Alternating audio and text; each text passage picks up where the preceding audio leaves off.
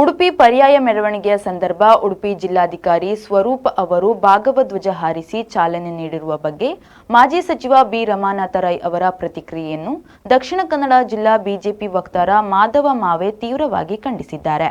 ಬಿಸಿ ರೋಡ್ನಲ್ಲಿ ಸುದ್ದಿಗೋಷ್ಠಿ ನಡೆಸಿ ಮಾತನಾಡಿದ ಅವರು, ಉಡುಪಿ ಜಿಲ್ಲೆಯ ಪರ್ಯಾಯದ ಕಾರ್ಯಕ್ರಮಗಳು ಕೇವಲ ಜಿಲ್ಲೆಗೆ ಸೀಮಿತವಾದುದಲ್ಲ, ಇಡೀ ದೇಶ ರಾಜ್ಯವೇ ನೋಡುವ ಹಿಂದೂಗಳ ಕಾರ್ಯಕ್ರಮ.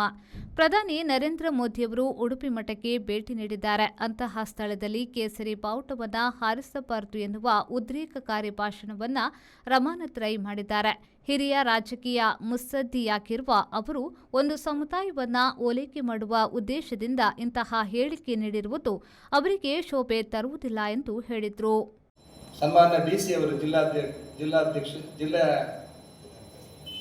ಜಿಲ್ಲಾಧಿಕಾರಿಗಳು ಆ ಭಗವದ್ಗೀತೆಯನ್ನು ಅವರು ನೆರವೇರಿಸಿದ್ದಾರೆ ಅನ್ನುವುದರ ಬಗ್ಗೆ ಒಬ್ಬ ಈ ಭಾಗದ ಮಾಜಿ ಶಾಸಕರು ಮತ್ತು ನಮ್ಮ ರಾಜ್ಯದ ಮಾಜಿ ಮಂತ್ರಿಗಳು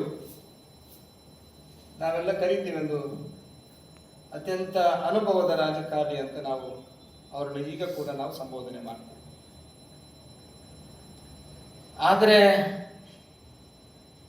ಉಡುಪಿಯಲ್ಲಿ ಅವರು ಆ ಪರ್ಯಾಯದ ಬಗ್ಗೆ ಅದಕ್ಕೆ ವಿರುದ್ಧವಾಗಿ ಒಬ್ಬ ಜಿಲ್ಲಾಧಿಕಾರಿಗಳು ಧ್ವಜವನ್ನು ಆರಿಸ್ತಕ್ಕಂಥದ್ದು ಅದು ತಪ್ಪು ಅನ್ನೋ ಒಂದು ವಿಚಾರವನ್ನು ಹೇಳಿದ್ದಾರೆ. ಬಹುಶಃ ಜಿಲ್ಲಾಧಿಕಾರಿ ಅಂತಂದ್ರೆ ನಮ್ಮ ತರನೇ ಕೂಡ ಅವರೊಬ್ಬರು ಮನುಷ್ಯರು.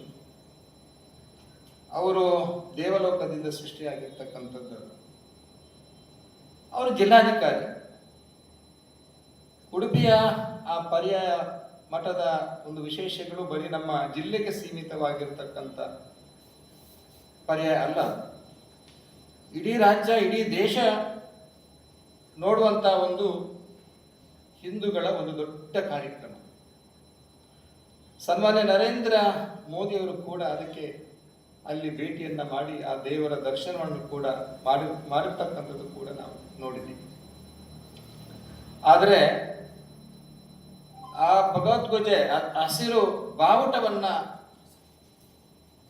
ಕೇಸರಿ ಬಾವುಟವನ್ನ ಆರಿಸಬಾರದು, ಅದು ದೇವಸ್ಥಾನ ಇರ್ಬೋದು, ಭಜನಾ ಮಂದಿರ ಇರ್ಬೋದು, ಎಲ್ಲಿ ಕೂಡ ಅದನ್ನು ಆರಿಸುವಂತ ಕೆಲಸವನ್ನ ಮಾಡಬಾರದು ಅನ್ನುವ ಒಂದು ಉದ್ರೇಕಕಾರಿ ಭಾಷಣವನ್ನ ಸನ್ಮಾನ್ಯ ರಮಾನಾಥ ರೈ ಮಾಡಿದ್ದಾರೆ. ಬಿಜೆಪಿ ಬಂಟ್ವಾಳ ಮಂಡಲ ಪ್ರಧಾನ ಕಾರ್ಯದರ್ಶಿ ಸುದರ್ಶನ್ ಪಜಾ ಮಾತನಾಡಿ, ಭಗವಧ್ವಜ ನಿಷೇಧಿತ ಪತಾಕೆಯೇ ಎಂಬುದು ರಮಾನಾಥ ರೈ ಸ್ಪಷ್ಟಪಡಿಸಬೇಕು. ಅವರು ಅಧಿಕಾರದಲ್ಲಿದ್ದಾಗ ಹಿಂದೂ ವಿರೋಧಿ ನೀತಿಯಿಂದ ಯಾವುದೇ ಅಭಿವೃದ್ಧಿ ಕೆಲಸ ಮಾಡಿಲ್ಲ. ಈಗ ಸ್ವಪಕ್ಷೀಯರಿಂದಲೇ ಮೂಲೆ ಗುಂಪಾಗಿ ಹೇಳಿಕೆಗಳನ್ನು ನೀಡುತ್ತಿದ್ದಾರೆ ಎಂದು ಹೇಳಿದರು. ಪ್ರತಿಯೊಬ್ಬ ಕೂಡ 5 ರೂಪಾಯಿಂದ 100 ರೂಪಾಯಿವರೆಗೆ ಅಥವಾ ಅದಕ್ಕಿಂತ ಹೆಚ್ಚು ಕೊಡುವಂತ ದಾನವನ್ನು ಕೊಡುವಂತ ಕೆಲಸ ಮಾಡಿದ್ರು.